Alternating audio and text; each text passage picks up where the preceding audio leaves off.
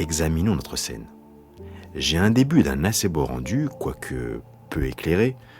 En même temps, je ne voudrais pas le surexposer au risque d'avoir un rendu trop plat. Regardez mes ombres, elles sont plutôt pas mal, mais j'aimerais avoir des projections d'ombre plus précises et plus intéressantes. Blender propose 4 lumières, on a découvert ensemble le point light. Maintenant, on va en découvrir une qui va nous permettre de projeter des ombres. Dans la vie réelle, dehors, quelle lumière, éclairant un objet, projette des ombres?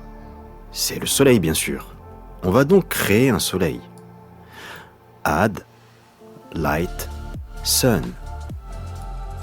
Il est important de s'organiser dans l'outliner.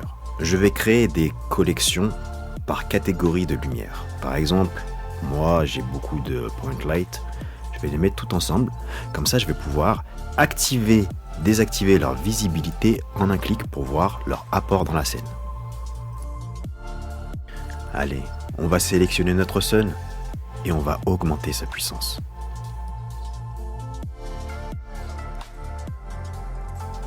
Je vais maintenant déplacer mon sun. Regardez bien dans le viewport, j'ai beau le déplacer, en haut à droite, il ne se passe rien, ça ne réagit pas. En réalité, ce qui importe avec le sun, c'est l'orientation. On se sert du sun pour contrôler la direction de ces ombres. Le sun est une lumière directionnelle qui émet de la lumière dans une direction spécifique. Regardez bien, j'ai beau le déplacer, il ne se passe rien, mais dès lors que je fais la rotation, je vois bien la projection de l'ombre des cadres de mes fenêtres.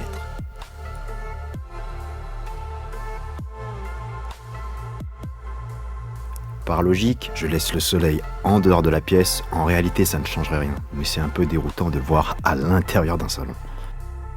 Un petit retour du côté des couleurs, juste pour choisir une ambiance, des couleurs chaudes, et puis après, bien évidemment, on désature.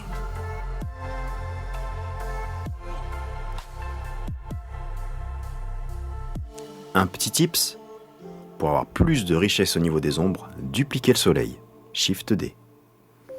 Et je vais changer l'orientation.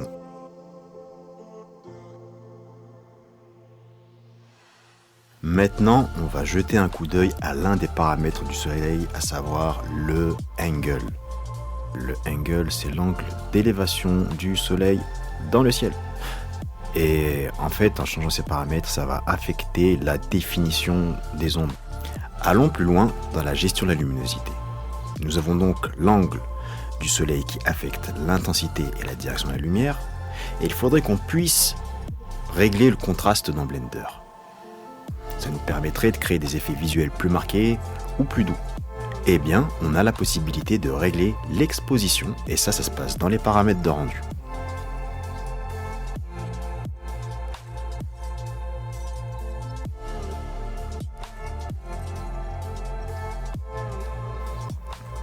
Rendez-vous dans le Color Management.